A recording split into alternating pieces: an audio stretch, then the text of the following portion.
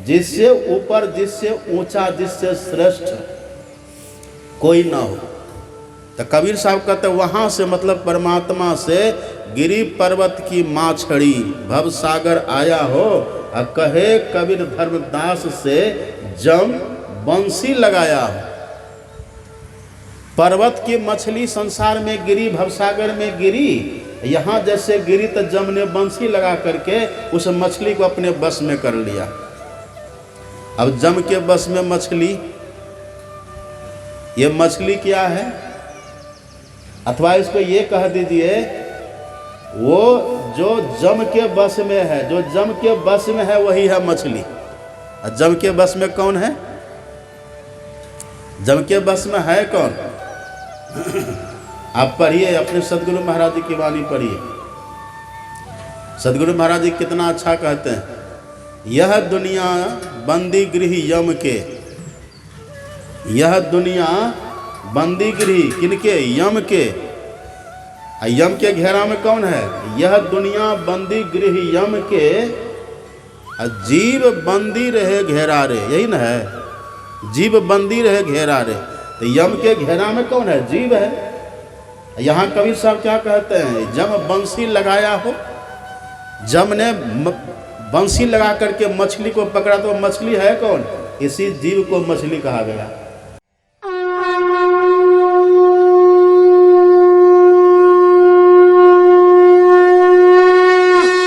दो वेद मंत्र का पाठ हुआ। पहला वेद मंत्र में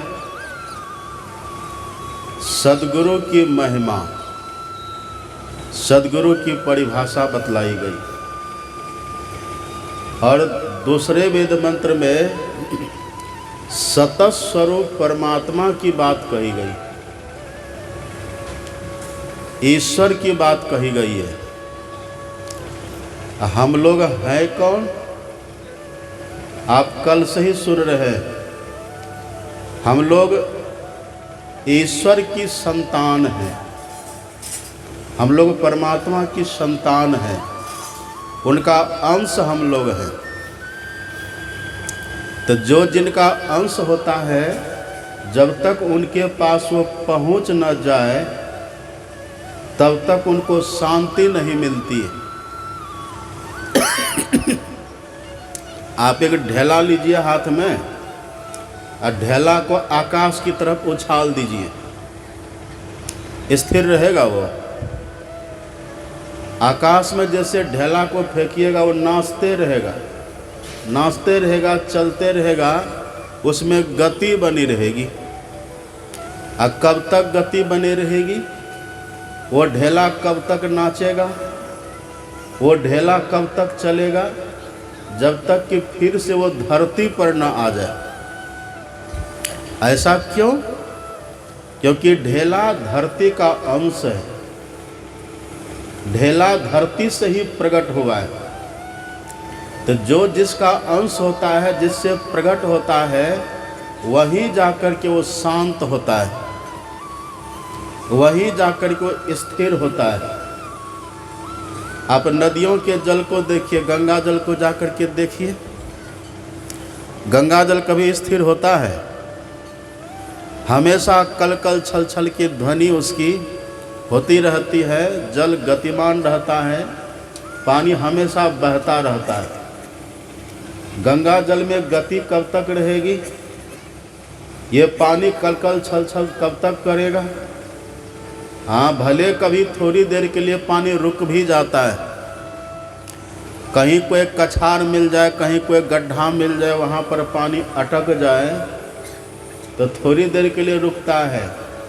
लेकिन फिर जैसे श्रावण भादों का महीना आता है, फिर पानी में उबाल, पानी में उफान, बाढ़ आती है, और सब रुका उका जितना पानी होता है सब फिर गतिमान हो जाता है, सब बहता है। और कब तक बहेगा? वो तब तक बहता है जब तक कि समुद्र में जाकर मिल नहीं जाता। और जैसे समुद्र में मिला तो अब भी वो बहेगा, अब भी उसमें गति होगी। अब वो शांत हो जाता है, उसकी गति समाप्त हो जाती है। क्योंकि जितने जल, जितने जलाशय है ना, सबकी उत्पत्ति, सबका उत्पत्ति स्थान सागर है। तो जो जहाँ से उत्पन्न होता है, जो जहाँ से प्रकट होता है, जो जहाँ से जन्म लेता है, जो जहाँ से बनता है, जब वहीं पहुँचता है तब जाकर के वो शांत होता है, और तब जाकर वो सुखी भी होता है, तब जाकर के उसकी चंचलता समाप्त होती है। अभी हम लोग यहाँ पर हैं, हम लोग कहाँ से जन्म लिए हैं? अभी तो यहाँ हम पूछेंगे ना आपका जन्म कहाँ हुआ, तब झट से कह दीजिएगा गढ़ैल में हुआ, कोई कह देगा अमरपुर में हुआ, कोई कह देंगे भागलपुर में हुआ, आप कह दीजिएगा। लेकिन आप विचारिए आपका जन्म हुआ है कहाँ? गढ़ैल में तो आपका शरीर जन्म लिया है, आप शरीर थोड़े न हैं। शरीर आपका गढ़ैल में जन्म लिया, किन्हीं का शरीर अमरपुर में, बांका में, भागलपुर में, ये धरती के विभिन्न स्थलों पर, विभिन्न भूभागों में शरीर जन्म लेता है। लेकिन आप शरीर हैं, हम लोग शरीर हैं क्या? संत मत के सत्संग इस बात को बखूबी जानते हैं, और खूब बढ़िया से जानते हैं कि हम सब जो है ना, हम सब शरीर नहीं हैं, शरीर हम लोग नहीं हैं। और यदि अपने को शरीर मान लीजिएगा तब क्या होगा? हाँ, ये अनुभव ज्ञान अभी नहीं है, यह हम प्रैक्टिकल करके अभी तक नहीं देखे हैं कि हम जीव हैं, हम आत्मा अभी तक नहीं देखे, अनुभव अभी नहीं हुआ है। लेकिन फिर भी वचस ज्ञान में, वाक्य ज्ञान में ये बात दृढ़ हो जाए, ये बात बैठ जाए, हमारी बुद्धि में ये बात बैठ जाए कि हम शरीर नहीं हैं, शरीर है अलग और हम हैं अलग। यदि ये बात भी किसी के दिमाग में बैठ जाए ना, तो बहुत दुर्गुणों से तो वो वैसे ही बच जाते हैं। और जो ये कहते कि हम तो शरीर ही हैं, रात हम घूमने के लिए गए थे इधर, यहाँ आरती हुई, सत्संग के बाद आरती हुई, आरती के बाद फिर इधर गए, एक ये है इधर, यही बुच्चो पासवान की बुच्ची पासवान कौन है,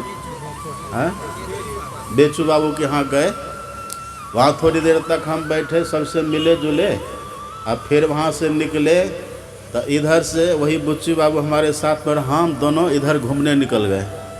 थोड़ी दूर गए तो वहाँ एक मुड़ी बेचने वाला था, झाल मुड़ी लोग बेचते हैं ना, एक वो बेचने वाला था, और वहाँ टेप रिकॉर्ड में कुछ बज रहा था, तो वहीं तक गए, सोचे यहाँ से लौटेंगे, तो मुड़ी बेचने वाला कहते बाबा ठहरिए ठहरिए ठहरिए।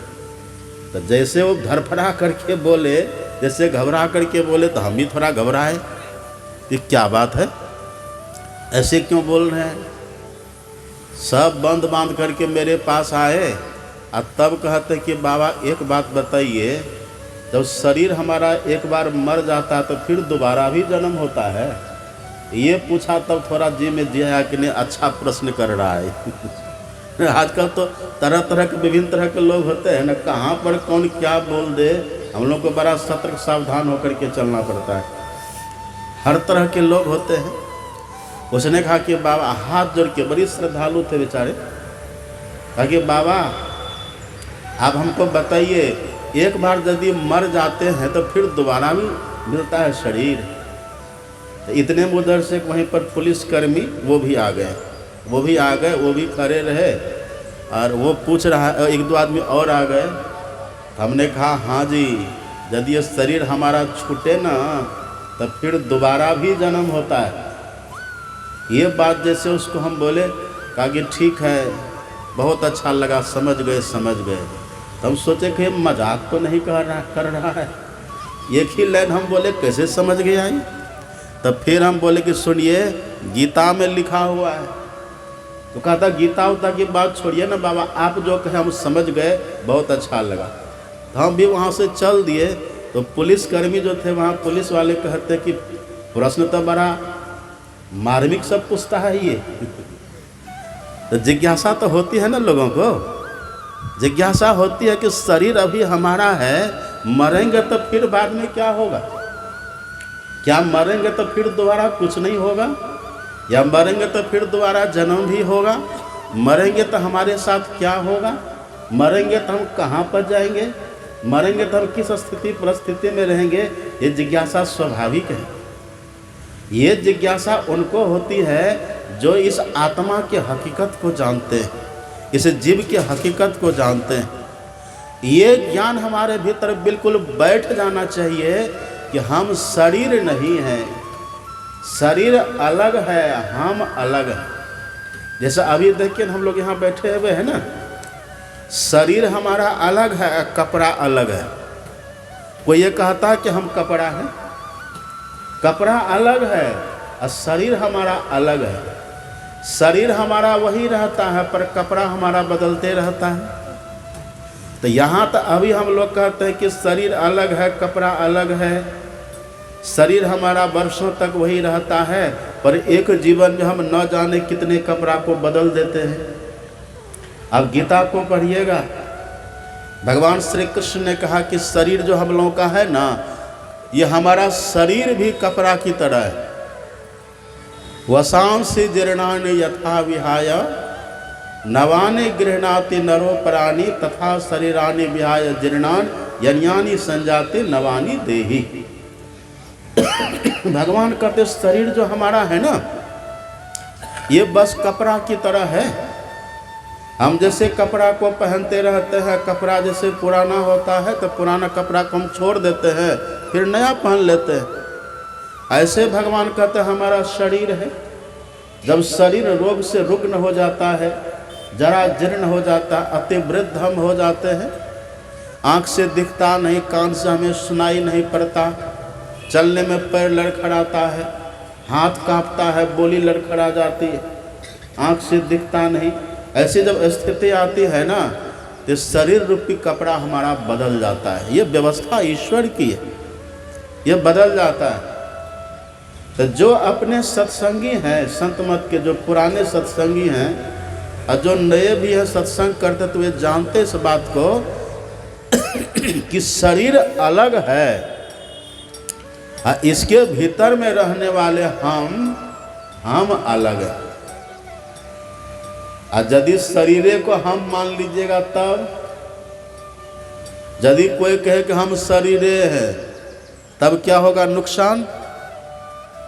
पर ये संतवाणी, इस देह को मैं मानना, यदि कोई मान ले कि देह मैं ही हूं, यदि कोई अपने को देही मान ले,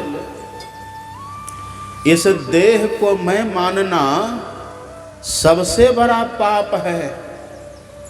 इससे बड़ा कोई पाप नहीं। सुन रहे थे ना, बाबा सुना रहे थे ना आपको 5 पाप। ये 5 पाप कौन करता है? जो जिसकी देह बुद्धि प्रगाढ़ हो जाती है, जिसकी देह बुद्धि गहरी हो जाती है, जो देह के पार की बात नहीं जानते, जिसकी देह बुद्धि गहरी हो जाती है ना, ऐसे व्यक्ति रात दिन पाप में पिले हुए रहते हैं, वो पाप में लगे रहते हैं।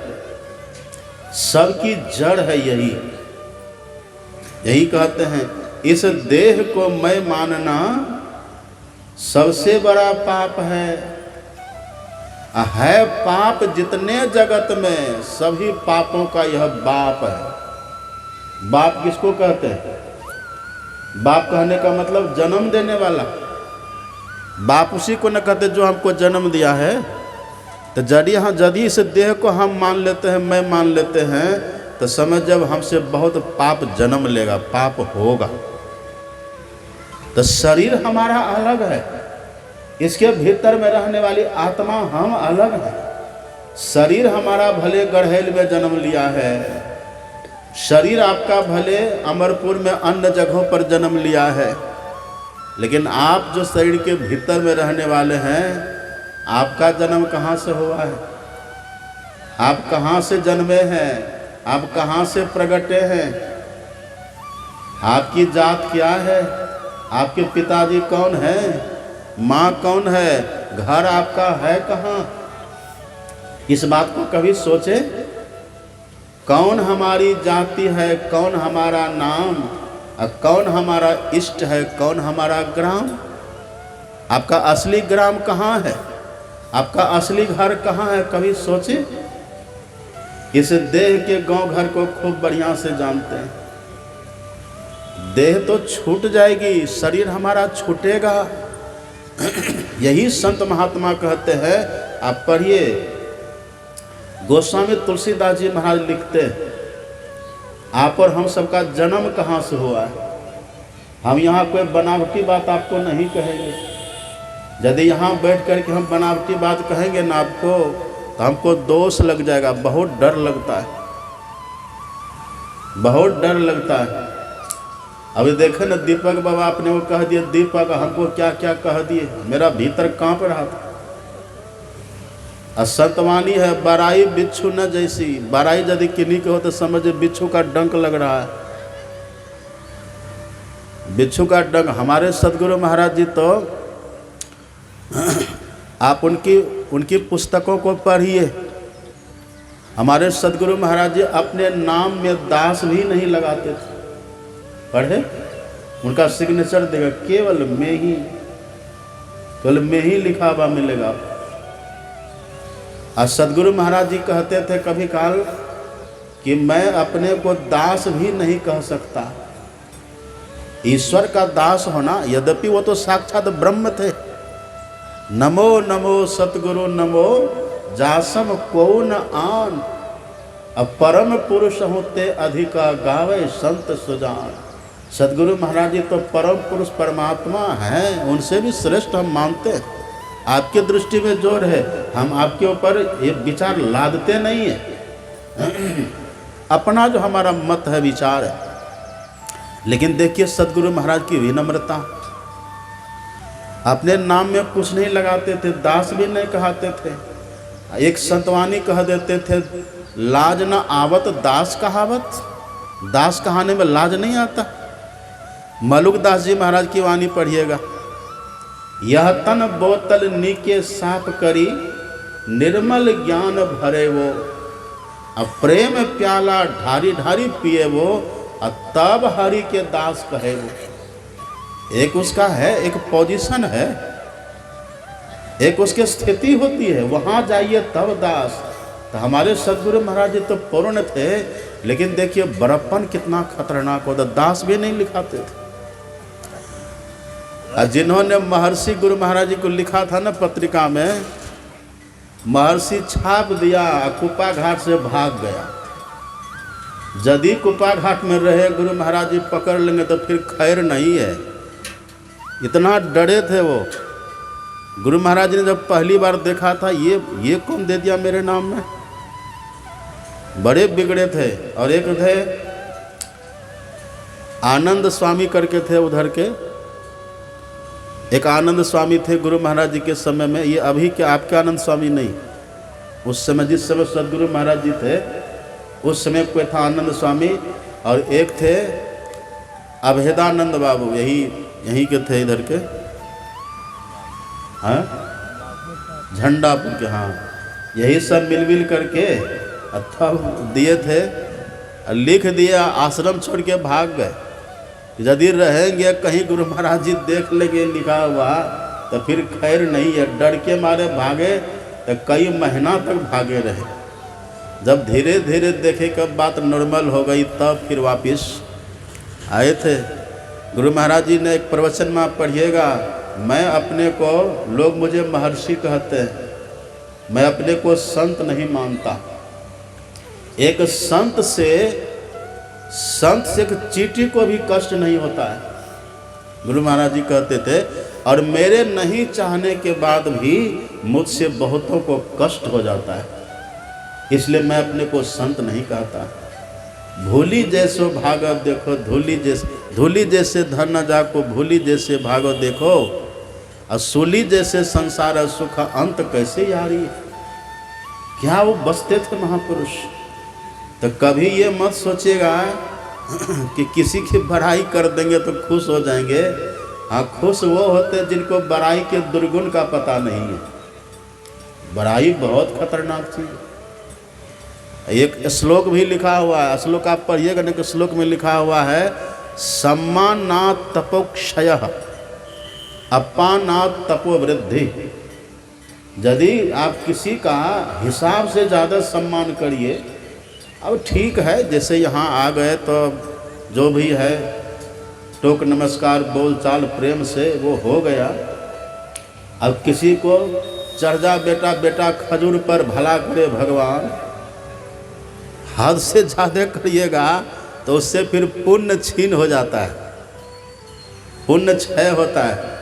और हम तो जहाँ भी जाते हैं ना लोग हमको कहते बाबा थोड़ा सा अभिनंदन करेंगे, हम कहते बिल्कुल मत करिए अभिनंदन।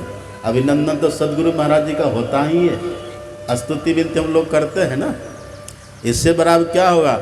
लोग कहते बाबा स्वागत गाने गाएंगे, बोले बिल्कुल मत गाइए। और कहीं कहीं पर लोग हठी होते हैं ना तो बिना पूछे पहले शुरू कर देते, तो हम क्या करेंगे, वहाँ पर चुप हो जाते हैं। लेकिन बड़ाई बिच्छू न जैसे, बिच्छू का जैसे डंक लगे, ये साधारण बात नहीं है। तो बाबा तो कह दिया हम दीपक हैं, अपना बच गए, हमको देख लिए ना क्या क्या कह दिए। इधर से भी हमारे आनंदी बाबू है ना, ये भी एकदम बोलने में बड़े चतुर हैं, घर में रहते हैं लेकिन भजनी के घर में रहते ठीक से रहते हैं। और देखे कितनी बड़ाई कर दी, तब बड़ाई से खुश नहीं होते। इसका मतलब गाली भी मत दीजिएगा, हम गाली भी नहीं सह सकेंगे। हम उतने बड़े भी नहीं कि आपकी गाली भी सुन ले। वो तो कोई संत भगवान बुद्ध थे जो गाली को भी सुन लिए। और कल मैंने कहा था ना गाली देने वाले से कहा और भी कुछ बचा है तुम्हारे पास देने के लिए, और भी है तो दे दो। तो वैसा हम नहीं हैं, हमको दीजिएगा ईंट से मारेगा तो हम पत्थर से मार देंगे। अभी वो हमारे भीतर सहनशीलता नहीं आई, इसलिए सावधान भी रहिएगा। ज़्यादा बड़ाई नहीं करिए तो अपमान भी नहीं करिएगा, क्योंकि हम वैसा भी सहनशील नहीं है। जो हकीकत है, जो सच्चाई कहने में क्या दुर्गुण है। अब कोई हमको संत मान करके रोड में जाए कह दे बाबा कुछ से कुछ बोले, तो हम भी उल्टा देंगे, हम भी कह देंगे कुछ से कुछ, तब कैसा आपका मन होगा। उस मामले में सावधान रहिए। यहाँ जो हम बैठ करके कुछ आपको सुनाते हैं ना, मनगढ़ंत बात हम नहीं सुनाएंगे। मनगढ़ंत बात सुनाने से खतरा है। एक जगह हम सुन रहे थे कि महापुरुष कह रहे थे कि यदि कोई व्यक्ति व्यास पीठ पर बैठ करके मनगढ़ंत बात सुनावे, जो न सो उलुल जुलुल बात सुनावे, जिससे जनता में भ्रम फैले, जिससे जनता में विचारों की हानि हो, अगर ऐसा कोई कर रहा है, हम सुने थे किसी महापुरुष के मुंह से, ऐसे वक्ता मर करके आम का पेड़ हो जाता है। अब जो भी हो, लेकिन वो जो बोल रहा था वहाँ, इसलिए वक्ता की बहुत बड़ी जिम्मेवारी होती है। हमारे सदगुरु महाराज जी कहते थे, आप उनके प्रवचन में पढ़िएगा, हमारे सदगुरु महाराज जी कहते थे प्रवचन हो तो संतवाणी के आधार पर या अपनी अनुभूति के आधार पर। गुरु महाराज जी कहते थे अपनी अनुभूति है नहीं और संतवाणी का अध्ययन करते नहीं तो फिर बोलोगे क्या। ऐसे पर बहुत भी करते थे। या तो संतवाणी का पुट हो, संतवाणी का सामंजस्य हो, संतवाणी का समन्वय हो, फिर तो ठीक है, नहीं तो खतरा है। इसलिए संतवाणी का सामंजस्य, संतवाणी के आधार पर अपने मन से कुछ बोल देंगे ना तो उसका दोष लगता है, उससे दोष होता है। इसलिए आप गुरु महाराज की वाणी पढ़िए ना, हमारे सदगुरु महाराज जी कहते हैं अलख अगम अनाम सो सतपद सुरत रली अब पायो पद निर्वाण संतन सब कहत अली। गुरु महाराज जी कहते जो सतपद है, जो परम पद है, उसको मैंने पा लिया। अनुभूति में कोई कमी रही है, उसको मैंने पा लिया। अब पा करके तब भी गुरु महाराज जी के प्रवचन को आप पढ़ेंगे ना, एक भी प्रवचन आपको बिना संतवाणी का नहीं मिलेगा। रहता है? नहीं रहता। इसलिए संतवाणी का पुट तो मैं आपको सुना रहा था, पढ़िएगा गोस्वामी तुलसीदास जी महाराज की वाणी। हम आखिर जन्म लिए हैं कहाँ से? शरीर हमारा भले कहीं से जन्म ले लिया हो, लेकिन हम कहाँ से जन्मे हैं? इस जीव का जन्म कहाँ से हुआ है? गोस्वामी तुलसीदास जी महाराज पूर्ण संत हैं, उनका अनुभव है। गोस्वामी तुलसीदास जी कहते हैं, देखिए, जब ते जीव, आप और हम तो जीव ही न हैं, जब ते जीव हरिते बिलगान्यो, हरिते बिलगान्यो, हरि मतलब परमात्मा, हरि मतलब अभी पाठ में क्या सुने थे? परि न संकीर्णोते तिग्म श्रृंगो दिवा हरिण दद्र से नक्त मृज्र। वेद भगवान परमात्मा को हरि कहते, और तुलसीदास जी कहते उसी हरि से, उसी परमात्मा से आप और हम जीवात्मा प्रकट हुए, उसी परमात्मा से जीवात्मा निकले, उसी परमात्मा से जीवात्मा का जन्म हुआ है। आप कहेंगे कि गोस्वामी तुलसीदास जी महाराज की वाणी ठीक है, हम क्यों माने?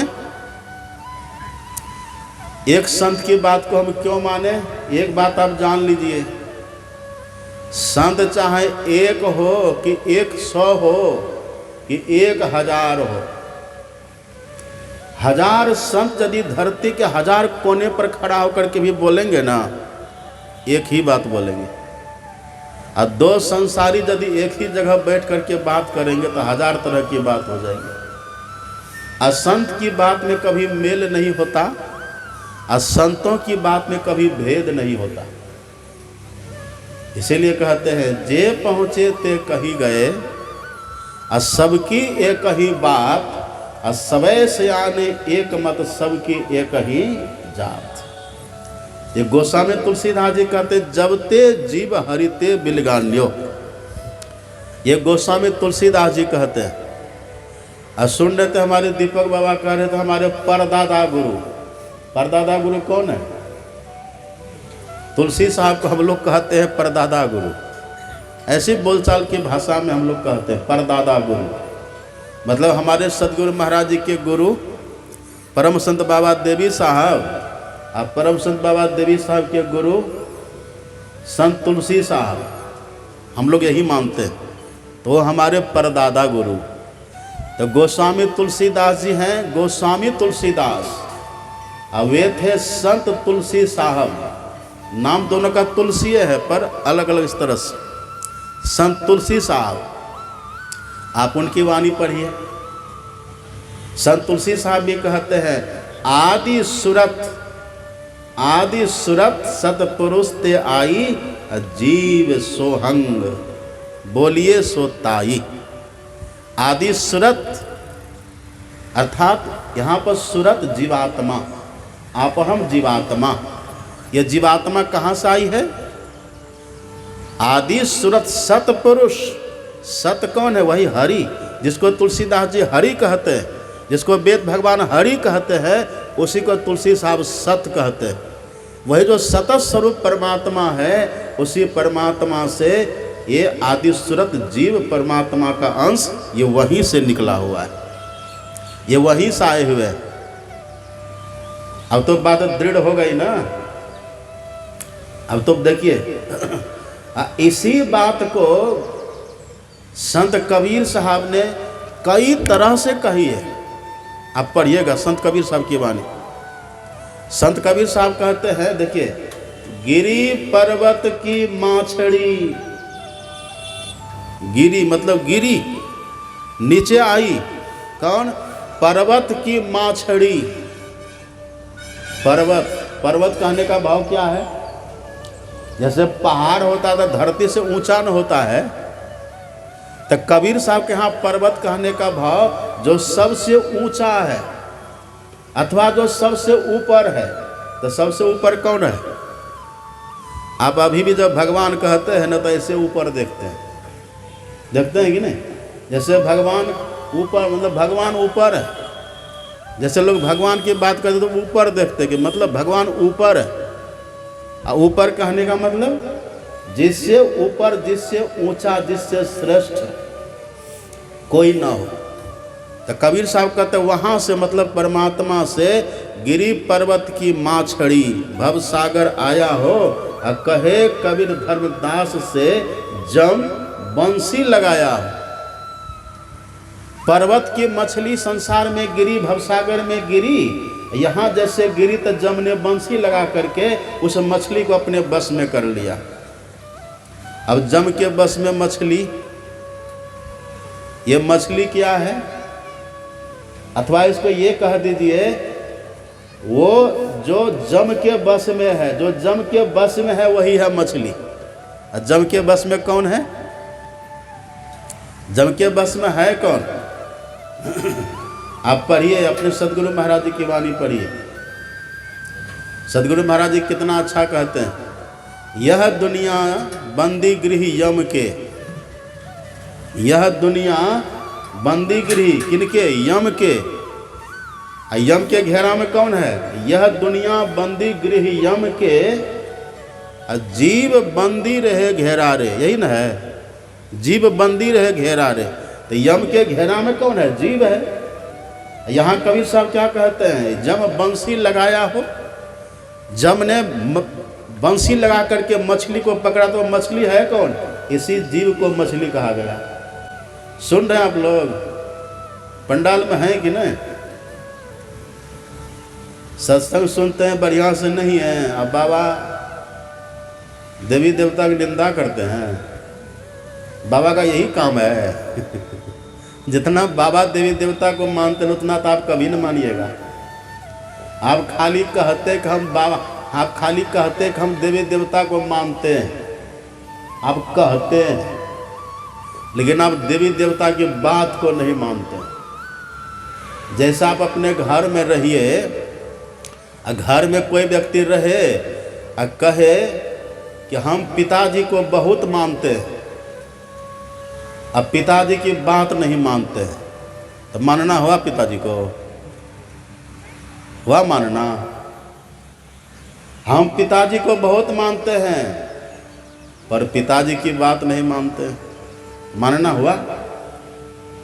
हम माता जी को बहुत मानते हैं, हम मातृ भक्त हैं, लेकिन माँ की बात नहीं मानते हैं, तो माँ को मानना हुआ? एक व्यक्ति वो है जो ये नहीं कहता कि हम पिताजी को मानते हैं, पर पिताजी जो कहते हैं वो कर रहा है। असली भगत कौन हुआ? एक पितु भगत बचन मन कर्मा, सपने हो जान न दूसर धर्मा, सो सुत प्रिय पितु प्राण समाना, यद्यपि सो सब भांति आयाना। वो बेटा भले पढ़े लिखे नहीं है, लेकिन पिताजी जो कहते वो मान लेता है। एक बेटा जो पढ़े लिखे बहुत है, पर पिताजी कहते पूरब तो बेटा चलता है पश्चिम, तो कौन पिता के भक्त होंगे कहिए? आप खाली देवी देवता करते हैं, यहाँ हम सभी देवी देवताओं की बात को पढ़ते हैं, मानते हैं और आपको सुनाते हैं, और आप खाली कहते हैं मानते हैं। एक बूढ़ी माता जी भोरे भोर उठी, हाथ में फूलडलिया ले लिया, फूलडलिया में अगरबत्ती, एक सलाई माचिस, एक सिंदूर का डब्बा ले करके चली। माता जी कहाँ जा रहे हैं? बाबा शिवालय जा रहे हैं। अच्छा, रात में भोजन क्या किए थे माता जी? रात में तो मछली खाए थे बाबा। तो पेट में है मछली, हाथ में फूलडलिया, भगवान शंकर नहीं जानते हैं? और कहीं पर भगवान शंकर कहते हैं कि मछली खाओ और तब मेरा भजन करो। अब तो ऐसे ऐसे धर्म के ठेकेदार लोग हो गए हैं ना, जो कहते जो मन करे सब कुछ खाओ पियो और 3 बार भगवान को जगा दो, जागो महादेव कर दो, बेड़ा पार है। ऐसे होगा? सबसे पहली बात तो सत्संग को सरोवर कहा गया है। और तुलसीदास जी कहते यही सर आवत अति कठिनाई, राम कृपा बिनु आई न जाए। इस सत्संग रूपी सरोवर में वही आते जिन पर भगवान की बड़ी कृपा होती है। और यदि कठिनाई है आने में, गृह कारज नाना जंजाला, ते अति दुर्गम शैल विशाला, कठिन कुसंग कुपंथ कराला, तिनके वचन बाग हरि ब्याला। कहते कहाँ जा रहे हैं? सत्संग में जा रहे हैं। अब वो कोई काम धंधा घर में नहीं है, सत्संग में जा रहे, सत्संग में जा रहे हैं, काम नहीं सुस्ता है। ऐसा बोलता है, आने वाले रास्ते से लौट जाता है। और यदि किसी तरह से सबकी बात सुनसान करके उल्लंघन करके सत्संग में पहुंच भी गए तो बस तुलसीदास जी कहता आवत ही नींद जुड़ाई आई। आकर के खुट्टा खोजेंगे, किधर है खमौली खुट्टा, खुट्टा खोजेंगे और खुट्टा के सहारे बैठेंगे, वो झपकी लेंगे। और जब यहाँ से जाएंगे और यदि उधर जाकर कोई पूछेगा ना तो सर निंदा करी ताही सुनावा, उसको सत्संग की निंदा करके सुना देता है। ऐसे व्यक्ति को नरक में भी नंबर लगाना पड़ेगा, जल्दी से नंबर नरक में भी नहीं आएगा। गलती बोल रहे हैं आप,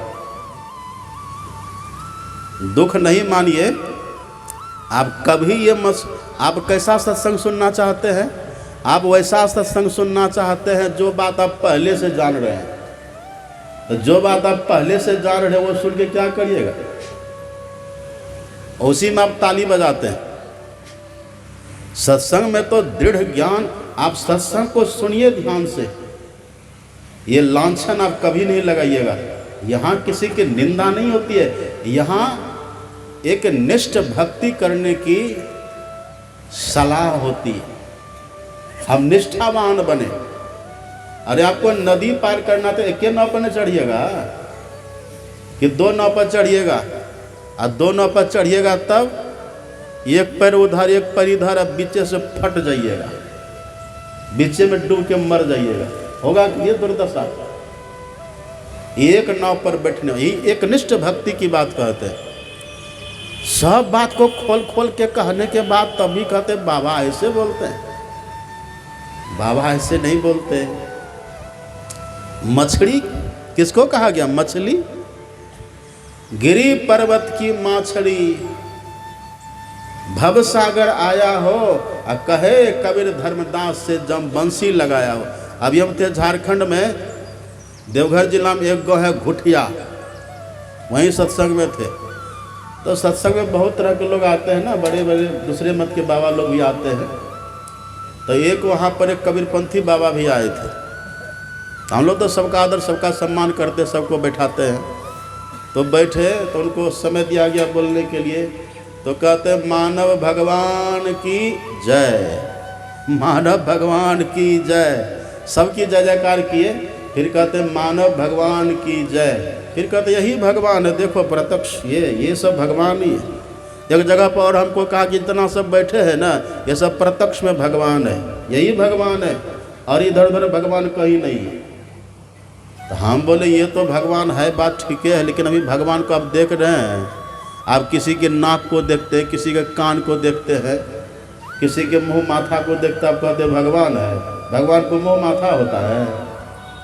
कबीर साहब की वाणी आप पढ़िए, जाके मुंह माथा नहीं, नहीं रूपक रूप अपूप बास थे पातला, ऐसा साहब अनूप। वो परमात्मा को मुंह माथा होता है। ये लोग क्या गर गर करके करते हैं। इसीलिए कहते कबीर का गाया गावे तो गजब का धक्का खावे, और कबीर का गाया बुझे तो तीनों लोग सूझे। मछली किसको कहते कबीर साहब? मछली कहने का भाव जीवात्मा। यही जीवात्मा जो सबसे ऊपर परमात्मा है, उनका अंश, ये परमात्मा से बिछुड़ करके भवसागर में हम सब आ गए। एक ही बात सब महापुरुष कहते हैं। और भी दूसरी वाणी में पढ़िए कबीर साहब की वाणी। यहाँ तो मछली कह देते हैं, एक दूसरी वाणी में कहते हैं केहर सुत ले आयो गरड़िया, अब पाल पोस उन किन्न सयाना, करत कलोल रहत अजियन संग, आपन मर्म उन्हों नहीं जाना। केहर एक जंगल से आयो ताही देखी बहुते ऋषियाना, अब पकड़ी के भेद तुरंत समझाया, आपन दशा देखी मुस्कियाना। एक रूपक कबीर साहब बोले, सिंह का बच्चा को किसी गरीरी ने पकड़ लिया, और गरीरी पकड़ करके सिंह के बच्चा को ढेर बकरी के झुंड में रखा, और थोड़े दिन के बाद वो सिंह का बच्चा अपने को भेड़ बकरी समझने लग गया। लेकिन सिंह का बच्चा भेड़ बकरी कभी होगा कभी सिंह का बच्चा भेड़ बकरी? लेकिन संग का रंग ऐसा लगा सिंह के बच्चा को, वो भेड़ बकरी के साथ में रहता था, भेड़ बकरी की तरफ मिमियाता था और घास खाता था। सिंह कभी घास खाता है? लेकिन संग का रंग देखिए। कवि साहब कहते केहर एक जंगल से आयो, एक जंगली सिंह आया, भेड़ बकरी पर झपट्टा मारा, सब भेड़ बकरी भागा, वो सिंह का बच्चा भी भागा। तो जंगली सिंह ने सोचा ये भेड़ बकरी भाग रहा वो तो ठीक है, पर ये मेरा जाति का, मेरा ये सिंह का बच्चा ये क्यों भाग रहा है? झपट के उसको पकड़ा। अब पकड़ करके कहा तू कहाँ भाग रहा है? अब सिंह के बच्चा को सिंह ने पकड़ा तो डरना चाहिए उसको, लेकिन थर थर कांप रहा है। क्यों कांप रहा थर थर? क्योंकि लगता है कि हमें सिंह ने पकड़ लिया है। सिंह पर अपने को भेड़ बकरी समझ लिया था। कहा कि सुनो, तुम डरो मत, जो हम हैं वही तुम है। सिंह मानेगा? सिंह का बच्चा जो भेड़ बकरी के साथ में जीवन बिता दिया है और आज उसको जंगली सिंह ने पकड़ा और आज कह रहा है कि तुम मेरी ही जात का हो, हम भी सिंह तुम भी सिंह, इतना जल्दी मानेगा? थर थर वो कांप रहा है कि हमें सिंह ने पकड़ लिया। क्योंकि डरने वाले के साथ रहने इतना दिन तक, जो सिंह के डर से भागता था भेड़ बकरी, उसके साथ रहने इतना दिन तक, इसलिए डर रहा है। अब देखिए वो क्या किया, जंगली सिंह उसको पकड़ा और ले गया कुआं के पास। कुआं में पानी, कबीर साहब की वाणी है ये, पकड़ी के भेद तुरंत समझाया। कुआं के पास ले गया, अब कुआं में स्वच्छ जल। सिंह ने उस सिंह के बच्चा को पकड़ के अब कुआं के पानी के सामने से गर्दन का देखो, चेहरा देखो अपना पानी में, और अपना चेहरा भी सिंह ने दिखाया। कहा देखो तुम में हम में कोई अंतर है? अब सिंह का बच्चा कभी छांव को देखे कभी सिंह को देखे, तो बराबर मिल गया ना। अब सिंह के बच्चा को तसल्ली होता, करे ये जो है ना वही हम भी हैं। अब थोड़ा थोड़ा विश्वास जमने लगा उसको। फिर उस जंगली सिंह ने दहाड़ा, सिंह गर्जना उसने करी। अब जैसे दहाड़ा, इस बच्चा से कहते तुम भी दहाड़ो। आवाज तो वही थी ना, भेड़ बकरी के तरह तो रहते रहते साथ में रहते रहते वो मेमिया रहा था, नकल कर रहा था, असली तो दहाड़ है इसकी। अब जैसे जंगली शेर ने दहाड़ा, उसको बोला तुम भी दहाड़ो। चेहरा तो देख ही लिया था, अब ये भी दहाड़ने का क्या प्रयास, तो थोड़ा तुतलाया पहले, लेकिन दहाड़ते दहाड़ते जैसा जंगली शेर ने दहाड़ा वैसा ये भी दहाड़ दिया। कहा कि देखा जो हम हैं वही तुम है, सो हम, जो वह है वही हम है, जो परमात्मा वही जीवात्मा। एक कबीर साहब के समझाने का ढंग देखिए क्या है। इसलिए कबीर का गाया गावे तो गजब का धक्का खावे, और कबीर का गाया बुझे तो तीनों लोग सूझे। सिंह का बच्चा कह दिया या वहाँ मछली कह दिए, और सब कहने का भाव जीव से। हमारे गुरु महाराज की वाणी अंतिम में पढ़ लीजिए आप। सदगुरु महाराज जी क्या कहते हैं, तू उतरी परियो। और कबीर साहब क्या कह रहे थे, गिरी पर्वत की मछली, गिरी गिरने की बात वो कहते हैं। और गुरु महाराज क्या कहते हैं, तू उतरी परियो, तुम उतर गए। कहाँ उतर गए? तो कबीर साहब कहते गिरी पर्वत की मछली भवसागर में। हमारे गुरु महाराज जी कहते हैं तू उतरी परियोत्तम माही, अंधकार में। अंतर है दोनों में, भवसागर अंधकार में अंतर है।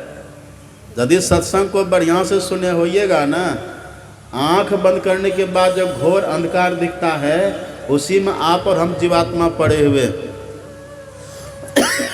ये जो घोर अंधकार है ना, यही घोर अंधकार स्थूल शरीर और स्थूल संसार का प्रतीक है। यही अंधकार स्थूल शरीर जो हम लोगों का है। हमारे गुरु महाराज जी कहते ना, स्थूल दृश्य पिंड तोर अब भरा अंधकार घोर, तो अपने भीतर का जो अंधकार है, यही अंधकार स्थूल शरीर और स्थूल संसार का प्रतीक है। और प्रकाश भी अपने भीतर होता है, वह प्रकाश सूक्ष्म शरीर और सूक्ष्म संसार का प्रतीक है। अपने भीतर में शब्द भी होता है। पहले होता अनहद शब्द। अनहद शब्द कारण महाकारण शरीर का प्रतीक और कारण महाकारण संसार का प्रतीक है। सुन रहे हैं बात? मेरी बात सुन रहे हैं? पंडाल में है कि नहीं? पंडाल में है कि चले गए? अंधकार किसका प्रतीक है? स्थूल शरीर और स्थूल संसार, ये इसका प्रतीक है अंधकार। अब प्रकाश भी अपने भीतर है। प्रकाश किसका प्रतीक है? सूक्ष्म शरीर और सूक्ष्म संसार का प्रतीक है प्रकाश। अपने भीतर शब्द भी होता है, अनहद शब्द। पहले अनहद शब्द होता है। तो अनहद शब्द जो है वो कारण महाकारण शरीर का प्रतीक है और कारण महाकारण संसार का भी प्रतीक है। फिर सार शब्द होता है। सार शब्द केवल शरीर का प्रतीक है, केवल संसार वो चेतन होता है उसका प्रतीक है। हम कौन है? हम है परमात्मा की संतान। जो परमात्मा है वही हम है। परमात्मा से बिछुड़ करके हम भव सागर में आ गए। मतलब पहले शब्द में आए, शब्द से प्रकाश में आए, अब प्रकाश से अंधकार में। ये सब संसार ही है। इधर हम आ गए, इधर जैसे आए अंधकार में जब तक रहेंगे तो जम की बंसी लगती रहेगी। कबीर साहब कहते हैं ये अंधकार में है तो जम की बंसी, ये है भव सागर। हमारे गुरु महाराज क्या कहते हैं? तू उतरी परियोत्तम माही। अब पीव मतलब परमात्मा। परमात्मा कहाँ है? परमात्मा कहाँ है? परमात्मा कहाँ है? जागा महादेव। परमात्मा कहाँ है? तू उतरी परियो तम माही। अब पी मतलब परमात्मा। निह शब्द में याही ते परगियो दूर चलो निह शब्द में। तो हम उसी परमात्मा की संतान हैं, हम वहीं से प्रकट हुए हैं। जब तक हम फिर उनके पास नहीं चले जाएंगे तब तक हमको न तो शांति मिलेगी, तब तक न तो हमको सुख मिलेगा, तब तक हम में गति वैसे ही बनी रहेगी जैसी गति गंगा में बनी है सागर से मिलने के पहले। जैसी गति एक मिट्टी के ढेला में बनी रहती है धरती से मिलने के पहले। हम पहले सब बात सुनाए ना आपको। ये गति बनी रहेगी। ये गति का मतलब क्या है? ये गति का मतलब क्या है? ये गति का मतलब है 84 लाख का चक्कर, जन्म मृत्यु का दुख। ये जन्म और मृत्यु तब तक होता रहेगा। हम 84 लाख योनियों में भ्रमते रहेंगे, भटकते रहेंगे। कभी कुत्ता बनेंगे, कभी बिल्ली बनेंगे। हम लोग के गुरु महाराज जी लिख दिए भजन में, आप पढ़िए ना। हमारे गुरु महाराज जी कहते हैं पशु पक्षी कृमि आदिक योनिन में भ्रमेऊ बहुबार हो, भरमेऊ बहुबार हो। भर में मतलब भ्रमण करते रहे, मतलब गति होती रही, घूमते रहे। बहु जन्म भयो कीट पतंगा, बहु जन्म जल मीन कुरंगा, बहु जन्म हैवर वृक्ष जोइयो, बहु जन्म पंछी सर्प होइयो। ये गति होती रहती है। ये गति कब तक रहेगी? ये भ्रमणा हमारा कब तक बना रहेगा? जब तक कि जहाँ से हम निकले हैं, जहाँ से हमारा जन्म हुआ है, वहाँ तक जब तक हम नहीं चले जाएंगे तब तक ये गति बनी रहेगी। वही अपना असली घर है। सुन देते न कवि सब की वाणी, सखिया वा घर सबसे न्यारा, जहाँ पूर्ण पुरुष हमारा। वो परमात्मा का घर है। और वही हमारा भी घर है। लेकिन आप क्या किए हैं, यहाँ अपना बढ़िया बढ़िया घर बना बना करके अपना नाम लिख दिए हैं, और गेट में लिख दिए कुत्ता से सावधान। ये अपना घर है। अपना घर उसको कहते जिस घर से कभी निकलना न पड़े। अपना घर वो होता है जहाँ अपनों से मिले तो कभी बिछुड़ना न पड़े। आप इसी अपने घर में दादाजी से पहले मिले थे कि नहीं? हैं आप दादाजी? चले गए। और कभी दादाजी भी कहते थे ये अपना घर है, लेकिन रह सके दादाजी। और आपको दादाजी का साथ सब दिन मिला। अगर असली दादाजी होते, अब बुरा मत मानिएगा आप, असली दादाजी होते ना तो सब दिन रहते। शरीर के दादाजी थे। शरीर हमारा छूटेगा तो दादाजी भी छूट जाएंगे। या तो वो हमको छोड़ के चले जाएंगे या हम उनको छोड़ के चले जाएंगे। यही संसार में होता है। इस मरु में किनसे लिपट जुड़ाऊं, सबों को ज्वाला में जलते देखा। कुछ तो चढ़े चिता के रथ पर, कुछ कब्रों की ओर चला। पल भर रुका न मित्र, पुत्र माता से नाता तोड़ चला। लैला रोती ही रही, पर है कितने मजनू मुँह मोर चला। अभी एक अपने बहुत अच्छे सत्संगी गोड्डा जिला में एक बहुत अच्छे सत्संगी थे अपने, और वो शिक्षक थे। भाई में अकेले थे, अब बड़े धर्मात्मा, बहुत धर्मात्मा। ये है ना सबोर में आश्रम पूज्य वेदानंद बाबा का, उस कमिटी से जुड़े हुए थे वो। और भाई कुप्पा घाट में भी आना जाना उनका होता था, देन लेन खूब। अपनी गौशाला है वहाँ गोड्डा में, उससे जुड़ा हुआ। कई जगह का आश्रमों से जुड़े हुए थे वो, कई जगह से जुड़े हुए थे, बहुत अच्छे। ऐसा कौन उस क्षेत्र का साधु होगा जिनके जेब में उनका दान नहीं होगा? बड़े धर्मात्मा पुरुष, भाई में अकेला। और उनको देखते न उनके चेहरा से विनम्रता टपकती थी। पूरे घर के जिम्मेवारी उन्हीं के ऊपर।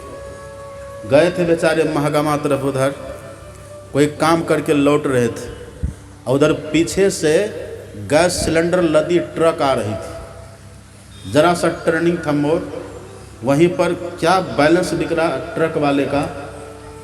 ट्रक जो सिलेंडर लदा हुआ था ना, और जो बाइक से जा रहे थे मोटरसाइकिल से, वो ट्रक जा करके उन्हीं के देह पर पलट गई। अब सिलेंडर किसी के माथा पर गिरेगा, समझिए, है ना। यहाँ ऐसा भीचा, पता नहीं कोई रड कोई लोहा कुछ हुआ हुआ, यहाँ ऐसा भीचा। यही ना नस, ऐसे न कनेक्शन इधर आता है सब में, यही उसका डिस्कनेक्ट हो गया, यहीं पर स्पॉट डेथ हो गया, मर गए। उनके घर का हाल तो पूछिए मत। हम कभी कहीं सत्संग में थे, उस समय फोन जैसे आया तो फोन सुने तो हमको, तुम एक चुनहड़ी बोल, जानते ना चुनहड़ी, मतलब आँख के सामने लुत्ती उड़ना, वैसा दृश्य मेरे आंखों के सामने हो गया। हम सुन करके दंग रह गए। फिर हम फोन काट दिया। इधर हाल में पता चला हमको कि एक दूसरे मत के महात्मा उसके घर गए, और उसके घर जाके कहते हैं, यही आप लोग पूजा पाठ किए सब दिन, एक बेटा आपको, और उसको भी भगवान नहीं बचा सके। आप आइए मेरे पास दीक्षा लीजिए और देखिए हम क्या जादूगरी करते हैं। यहाँ तक वो कह दिया कि यदि आप हमसे दीक्षा लीजिएगा, हमारे मत में आइएगा ना, यदि इधर आप दीक्षा लीजिएगा आकर के हमारे मत में आइएगा, तो क्या पता वो आपके पुत्र वापिस आ सकते। हे कैसे लोग बरगलाता है, कैसे लोग देखिए बरगलाता है। अब जो मर गया सो आएगा वापिस। कहा जाने कछु पुण्य प्रगट्यो तेरो मानुखा अवतार। बढ़त छिन छिन घटत पल पल, जात न लागत बार। वृक्ष ते फल टूटी पड़ियो है, बहु न लागत डार। तेरो मानुखा अवतार। जो छूट गया सो छूट गया, लेकिन लोग देखिए बरगलाते हैं कैसे। यदि ये ज्ञान दृढ़ हमारे भीतर न रहे ये गति बनी रहेगी, ये जन्म मरण का चक्कर लगा रहेगा, ये छूटने ये तब तक ये गति बनी रहेगी, चाहे जिस किसी भी तरह से जाइए। प्रारब्ध होता है इसका। प्रारब्ध को भजन सत्संग से आप ध्यान के बल से प्रारब्ध को मिटा सकते हो, आपके ऊपर डिपेंड है। लेकिन इसका मतलब ये नहीं कि दुख है तो हम भजन करना छोड़ दें। श्री कृष्ण भगवान के रहते द्रौपदी का 5 बेटा मर गया था, एक का तो बात छोड़िए, 5 बेटा मर गया। और आप जानते हैं भगवान श्री कृष्ण का नाम है कृष्ण, और द्रौपदी का नाम क्या है? द्रौपदी का नाम, द्रौपदी का बहुत नाम है, एक नाम है कृष्णा। भगवान श्री कृष्ण ने द्रौपदी को इतना स्नेह, इतना प्रेम दिया, अपना नाम तक दे दिया है कृष्णा। राधा को कृष्णा नहीं कहा, रुक्मिणी को कृष्णा नहीं कहा, जाम्बवती, सत्यभामा, कालिंदी को कृष्णा नहीं कहा, कृष्णा कहा है। द्रौपदी को बहुत स्नेह करते थे भगवान। बात बात में द्रौपदी के जवान पर कृष्ण शब्द रहता था। बिना कृष्ण के विचार विमर्श किए एक कदम नहीं उठाती थी। पर उनके रहते भगवान के सामने 5 पुत्र की मृत्यु, 5 पुत्र को अश्वत्थामा ने मार दिया। द्रौपदी कुरुड़ी पक्षी की तरह कातर होकर के कृष्ण के सामने रोने लगी है। भगवान ने कहा कि द्रौपदी धैर्य धारण करो, प्रारब्ध है, इसके सामने किसी का नहीं चलता। ये गति बनी रहती है, एक देह छूटेगी और दूसरी देह फिर मिलेगी। ये गति तब तक बनी रहेगी जब तक कि हम परमात्मा के पास पुनः पहुंच नहीं जाए। ये चलता रहेगा, ये बनता रहेगा। ये वास्तव में अपना असली ये नहीं है। या तो आप छोड़ के चले जाइएगा, या आपको छोड़ के चला जाएगा, या तो घर छोड़ करके आप चले जाएंगे, या फिर भूकंप होगा तब का घर ढह ढनमना जाएगा। यही होगा। ये न तो अपना असली घर है और न तो अपना यहाँ असली परिवार है। आपको दुख भी लग रहा है, उधर जाके ये नहीं बोलेगा कहाँ से बाबा घर फोड़ा आ गया। ये घर फोड़ रहा है घर हम फोड़ नहीं रहे, यथार्थ ज्ञान है ये। साधु महात्मा कहते सबसे रसिए, सबसे बसिए, सबसे बोलिए बोल, हाँ जी करते रहिए रहिए अपनी ओर। जिनसे आपका जैसा संबंध निभाइए, पर भीतर से सोचेगा आप परमात्मा के। लेकिन अब सवाल ये होता है कि परमात्मा से हम मिलेंगे कैसे? कैसे मिलिएगा? हम जिनकी संतान हैं उनसे कैसे मिलेंगे? उनसे मिलने का ढंग है, उनसे मिलने का तरीका है, बस परमहंस से मिलिए। सुन रहे थे ना, हंस एक होता है परमहंस। हंस जो निर्क्षीर का विवेक करे, अब परमहंस जो जड़ चेतन का विवेक करे, जो जड़ को अलग कर दे और चेतन को अलग करके चेतन की पहचान कर ले। तो जो चेतन है कौन? हम। जीव है चेतन, ईश्वर अंश जीव अविनाशी और चेतन अमल। हम कैसे हैं? चेतन अमल सहज सुख राशि, हम चेतन। तो जो चेतन की पहचान कर लेते हैं उनको अपना ज्ञान होता कि ये रहा मैं, ये मैं। और जिसको मैं का बोध हो जाता है, जिसको स्वयं का बोध हो जाता है, जिनको खुद का बोध हो जाता है, उनको खुदा का बोध हो जाता है। जो कोई रूह अपनी देखा, सो साहब को देखा। चाम चश्म सो नजरी न आवे, खोजो रूह के नैना, अचून चगुन बजुद न मानो, तय सुहा नमूना ऐना। जैसे ऐना सब दर्शावे, जो कुछ वेश बनावे, जाहिर रूह अल्लाह के भीतर, ताही भीतर के ठाही, रूप अरूप हमारी आस है, हम दोनों हो के साई। जो कोई रूह अपनी देखा, सो साहब को देखा। जो अपनी आत्मा को देख लेता है वो परमात्मा को देख लेता है। माता सहजबाई कहती है, आपन ही को खोज, आपन ही को पहले अपने को खोजिए, मिले जब राम से नहीं तब भगवान का दर्शन होगा। इबादत है किसी नासाद को फिर साध कर, इबादत है किसी नासाद को फिर साध कर देना, इबादत है किसी बर्बाद को आबाद कर देना। यही सीखा है सागर हमने मुर्शद का कदम छूकर, अगर हो खुदा से मिलना तो पता खुद का लगा लेना। खुद का पता लगाइए। तो जो खुद का पता लगा लिए हैं, जो परमात्मा को पा लिए हैं, वही होते हैं संत सदगुरु। सुन रहे थे न, संत सदगुरु भी कैसा, क्या गजब का वेद भगवान का वचन है। अभी लोग कहते हम सनातनी हैं, लोग कहते हम वैदिक है, पर वेद की वाणी को मानते ही नहीं है। परमहंसा तो कह दे, फिर क्या कहते हैं, वग्नो मच्छा। वग्नु का अर्थ होता है अनाहत नाद। वग्नु कहते अनाहत नाद को, रमणीय अनाहत नाद को वग्नु कहा गया। वेद भगवान कहते जो संत सदगुरु अपने भीतर में अनाहत नाद को पा लिया है, ऐसे अब वेद भगवान कहते जो अनाहत नाद को पा लिया, ऐसे सदगुरु। अब पलटू दास जी की वाणी पढ़िए, साफ कहते हैं धुन आने जो गगन का सो मेरा गुरुदेव। पढ़े लिखे नहीं थे पलटू साहब, बिल्कुल पढ़े लिखे नहीं थे कबीर साहब की तरह, लेकिन अनुभव उनका देखिए बोल रहा है। जो वेद वचन है ना, वही संत वचन। वेद भगवान कहते हैं वो सदगुरु को पाइए जो आपके भीतर के अनाहत नाद से सजे हुए, अनाहत नाद को पाए हुए। अब ये राधा स्वामी साहब की वाणी पढ़िए, दुर्लभ नर्तन तूने पाया, कोटि जन्म भटका जब खाया।